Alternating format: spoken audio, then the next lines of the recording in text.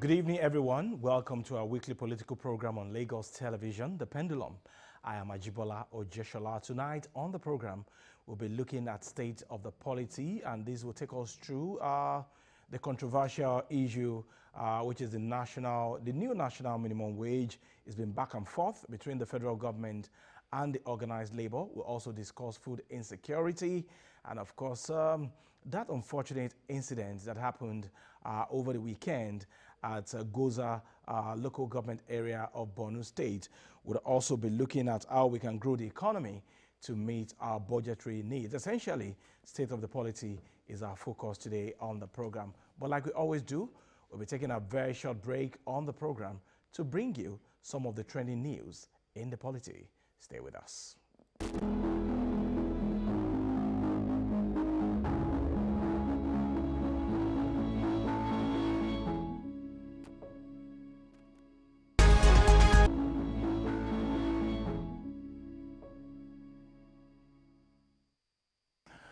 You're still watching The Pendulum, coming to you live on Lagos television. I did say before that break that our focus on the program this evening is the state of the polity. And we have a member of the House of Reps joining us on the program this evening. Is actually the one representing the people of Ibejuleki Federal Constituency. It is my pleasure to welcome to The Pendulum this week, Honorable Bayo Balogun. It's a pleasure to have you. Thanks for having me. All right, I think the proper way to start now is that unfortunate incident that happened in Goza local government area of Borno State over the weekend, where lives were lost and, of course, bombs detonated again by suicide bombers. It calls for question how potent is our level of intelligence gathering when it comes to security. And, of course, we've been having pockets of insecurity here and there. But summing everything up now, what do you think will be the solution to all of these challenges that we are facing as a nation in terms of insecurity? Well, once again, thank you for having me. When it comes to the matter of insecurity, I think this is a local issue. Insecurity should be treated locally, and that's why we've been calling for the establishment of state police, because you cannot sit in Abuja and provide solution to all insecurity problem in the country. These are things that are triggered by different reasons. For people to go into suicide bombing, it hardly happened in the south. So there must be reasons, because I don't think this is an economic issue. Mm-hmm. These are some of these extremist groups trying to make a point. But what is the point they're trying to make? Nobody has actually claimed responsibility, to my knowledge, up till now. It is when we know people behind it that we now know, okay, what is usually their trend, their pattern. So who are the people and what do we think we should do? But in general, if we are able to tackle the issue of insecurity at the state and local level, these issues will actually be resolved. The issue of the herdsmen and the farmers clash is even a major one. These are the one that's actually affecting the economy critically. We cannot move forward. We cannot really do anything tangible if we are not able to tackle those ones that affect the economy. We are talking about food crisis, and yet we still have the issue of farmers and not being able to go to their farms. Not being able to go to their farms. This is a very serious issue at times. So, but like I said, getting security to the local level will go a long way in ensuring that we nail these things in the bud. Okay, but when you look at what happened over the weekend in Goza local government area of Borno State, many people are actually blaming the security agent in the sense that, okay, bombs were detonated and even while those who were victims of that action were being buried, another one was detonated again.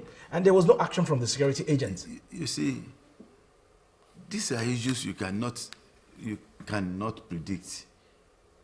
Look at the setup of the people actually did. These were female, even some with children babies in their back. How would you suspect such people? You have 220-something million Nigerians. moving around freely, where do you know the next bomb will actually go off?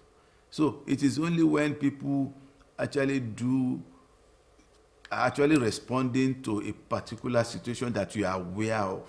That is the only time you can actually know when to suspect some people. But in Borno, for example, you can't. I cannot even wrap my hands around it yet. Since yesterday, I've been trying to figure out what could have been the reasons behind this attack. It is when you are expecting, if it had been between the farmers and herders, you know these are people that are already in a tough situation at war. But when you're looking at just females, bombers with children, so even that's an extreme situation. And I think we should now start looking at what could have caused it. Who are the people behind this, and how do we stop it? Because these are people who are actually been brainwashed. Because for you to take your life, men are not killing themselves. They are killing some people. They are kidnapping some people. But these are the people who are killing themselves. So this is a different scenario entirely. Different approach. This is a different scenario entirely. Okay, that will take me to my next question, which is what you raised earlier. If farmers are not able to go to their farms because of the insecurity, would you consider that as part of the factors responsible for the high cost of food items that we have in the market today? Very seriously. You see, globally there is food shortage because people actually live in the farm. Many people are coming to the south, especially Lagos, leaving their farms. Everybody wants to do the white-collar jobs. But we forget that if a country or a people that cannot feed themselves is already in problem. Some few months ago, the governor of Niger State stopped people bringing food out of Niger State to other parts of the country, especially Lagos. And some of us got angry. And I said, look, self-preservation first. You must preserve your own people. You must be able to take care of your own people before you talk about exporting. And even the governor just went, I think about last month now, bought over 1,000 tractors. It's actually involving the country to an agricultural revolution activities. They are planning to ensure that they have enough and to consume and sell. You see, every nation must be seen serious in terms of providing food for yourself. Every other thing can wait. Food cannot wait. If you don't have good roads, if you don't have good infrastructure, but if there's lack of food, that is a major problem. So what are we actually doing? Even in Lagos, I think it's high time we start changing our approach. I come from Bejuleki, the largest local government in terms of land mass. But we're busy allocating lands for real estate. I think we should have we have to readdress these issues. We must allocate more lands now for agriculture because our people have nothing to do. They are now jobless. We've left agriculture, but the kind of industrialization that are actually coming to the area is not actually taking care of the people. So we must get back to the farm. And none of them could actually afford the kind of food that is being sold now. Bejuleki is an Ijebu state, but now you cannot even get a cup of garri produced. Okay. So we must ensure that every state in this country put agriculture in the front burner. Which was the resolution of the Southern Governors Forum when they met recently. And it should live from that resolution to action. Every state should take action. And it's Lagos that actually concerns me the most. With Lagos, we must take action to ensure that farmers get back to the farm. At least if we don't have insecurity problem in Lagos, every farmer should be able to farm conveniently without issues. Okay, it's a stark reality today that the purchasing power of Nigerians is dwindling, and that will lead me to the negotiation between the federal government and the organized labor, the new national minimum wage. Earlier, Labour proposed over 600,000 naira. Later, it was brought down to 425 or so.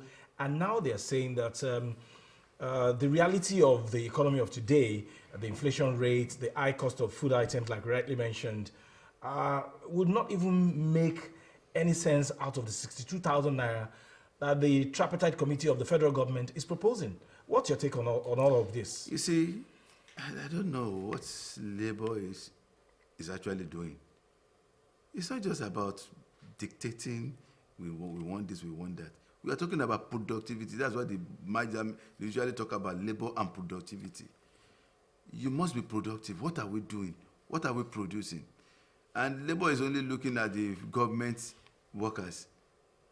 We're talking about the people in the informal sectors, not the organized labor. We're talking about people in the formal, because they forget that if this becomes a law, by the time we make it a law, it is binding on everybody. So I will even ask the NLC president, how much is he paying his own staff in the office, even in the NLC office? How many of them are collecting 200,000 naira? Is this cleaner because it's the minimum wage, the least? But you cannot pay them. You cannot pay them 200,000 naira because the national minimum wage, as we speak today, No. If you are proposing, then you start.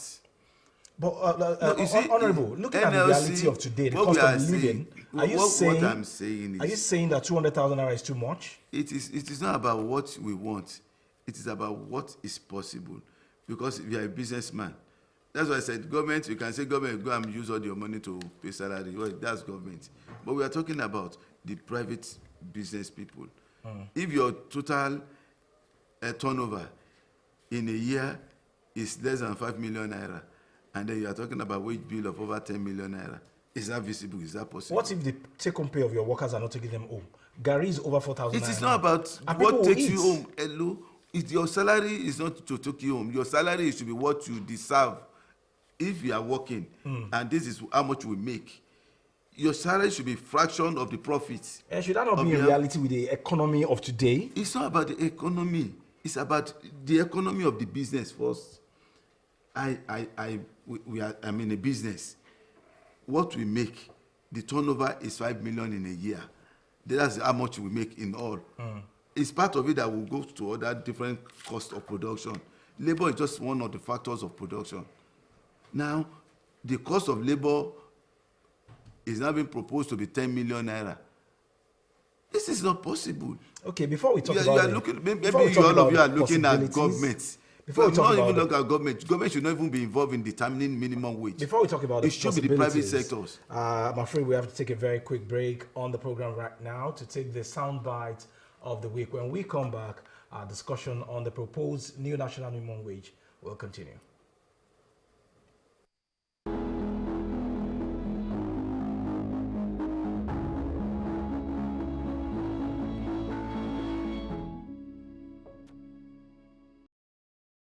Want to inform Nigerians here that the Federal Executive Council deliberated on that, and the decision is that because the new national minimum wage is not just that of the federal government, it is an issue that involves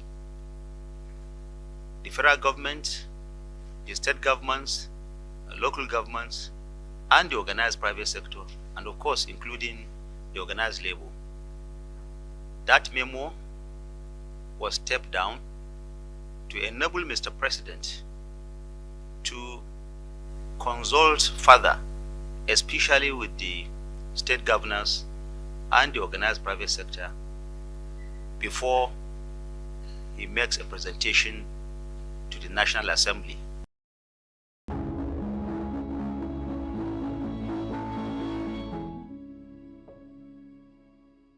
We still have Honorable Bayo Balogun in the studio with us on the Pendulum this evening. And before that break, he was actually trying to raise a particular point on the newly proposed new national minimum wage proposed by the Tripartite Committee of the federal government. Honorable Bayo Balogun, fine, people must do their cost analysis and, of course, look at what they can afford. But essentially, when you look at the 1999 Constitution of the Federal Republic of Nigeria as amended, it is the responsibility of government to provide security as well as welfare of the people. Fine, not all Nigerians are members of the Nigerian Labour Congress. But when we look at the reality of today, people can barely survive on what they earn. And then there's disparity, a very big one, between what our leaders earn and what the average Nigerian is earning. Now, that's another means of blackmail. It's not a blackmail. You see, I'm very, It's the reality. I'm very blunt when it comes to issues like this. Let's go. Look, you got employment that you want to get social job and you know how much is being given. Sure. Now there's need for a change because of the economic reality on ground. What we need to do is, first of all, remove government. Let's talk about the bigger economy, which is the private sector. That's what we are saying here. When it comes to government can decide to pay any amount. Even if it's going to run the government bankrupt, it's going to decide, you as a people, we will decide what we want government to do. But let's talk about the private sector now. That is this a person or a group of people who puts their money together, resources together to get into business, and one of the factors of production is the labor, and your objective is to make profit. And if at the end of the day the economy is so bad that business is no longer booming, and one factor of production just want to take all the income, that means these businesses will fold up. At the end of the day, people have nothing to do. So we are going to get into a very bad, vicious circle. So that is what we are talking about. But when it comes to government, from what you read out, government is responsible for the security and welfare of the people. When it comes to welfare, it's not just about salary. It's now going to be about what can government do to assist. Those are the areas labor is supposed to be discussing. It's part of what they're discussing. Because they're talking about wage. No, that's just about wage. Wage is one of it. It's because the wages will not get to, what we are discussing will not get to every Nigeria. You are just talking about the organized labor. But we are talking about some people who cannot even make even what government is paying. There are a lot of people outside there that are still paying less than 20,000 that naira. The federal government should come in and give tax incentives to the organized private sector. You see, those are the areas that I'm saying, that there are areas that government can come in instead of insisting on a particular amount. But we are not seeing the actions of government yet. No. It's been silence, like a graveyard. Look, when you have to look at the economy and look at what is actually happening. Okay, some people are talking about maybe subsidy is being returned or something like that. Yes, because we know that by now we're supposed to be buying petrol more than the price we are buying. But in one way or the other, government has been assisting indirectly. Like what you said, probably some of these charges, port charges have been removed. The cost of getting a dollar has been reduced for NNPC that is now importing. So these are ways you can still help the economy, help the people. So we can talk to the organized private sector. Okay, what are you actually doing? And what are the challenges that you're facing? If you have had this guy in charge of the Oyedele Taiwo taxman, is already talking about reducing taxes. Okay, Honorable Balogun, because he's of already our time, talking about reducing my taxes. producer is So that's why I said that we might need to go anytime soon. So how do we fashion our budget in such a way that it will grow the economy? You see, those are the areas I expect Labour to be talking about. Yes, we have a situation of growing increasing our crude production. Because if you don't have the money, there's no budget you can actually do that would be very effective. We are not growing our crude. We're supposed to be selling 1.5 to 1.7 million barrels per day. Yet we cannot even make 1.4 million barrels. Dangote and the other refineries requires the domestic usage. That means Nigeria should be targeting about 3 million barrels a day for export and local consumption. Yeah. This alone will boost our forex. Now, what can Labour do? Even with the improvement we are getting in the price of the locally talking refined. about what Labour should do, we have to do that in 30 seconds because of our time. So Labour too should also assist, because all these people doing bunkering are members of Labour Union. All these tanker drivers. Not all of them. Some of them. Tanker drivers. These are the people really contributing into the Labour finance. So what should be the way forward? They should assist in ensuring that all their members are upright. Now, those people are actually involved in bunkering. We have the security people and all the rest. These are people who are also members of NLC. How can they also monitor and ensure that whatever is pumped gets to the terminal for sale? So Labour should also look inward. We must look, because when on we grow the economy, what should government do? Government is already doing its own part. Ensure that, okay, it is what you get that you spend. Government cannot spend what we don't have. We must be able to grow the economy. What about government cutting down the cost of governance? We see special advisor on these, on that, and we see returning of aids. You are all talking about employment. You are also talking about employment. Are they not Nigerians? Oh, is that why we should continue to... No, wait, what I'm saying is, you said there's unemployment on the line. Then, are you not supposed to employ people? So because you employ the person, because you employ the person and to you work can with have the as minister. much as 20 aides. Excuse me, people need job. Is that true of us? Don't we still need more people to be employed? So if you employ them as essays, you know some essays get less than even the regular civil servant. I know of some special advisors who are working with Mr. President now, and they function in the same sector. What I'm saying is, what is Ajiri doing that Bayo is doing? Excuse me. What you are saying is, even the total service entirely, then, if you're talking about this, Nigerians don't need more than 20% of the total people in civil service. Honorable Balogun, we must thank you very much for your time on the Pendulum this evening. We may have to bring you back again for us to trash this topic over and over again. I've been speaking with Honorable Bayo Balogun on the state of the polity, and of course we touched on the new national minimum wage, how we can grow the economy, and of course the alarming rate of insecurity which the federal government is already addressing. That's the show this evening. We thank you very much for watching. We'll join you again. Remember to join us again next week at 7 p.m. on the Pendulum. I am Ajibola Ojeshola. Bye for now.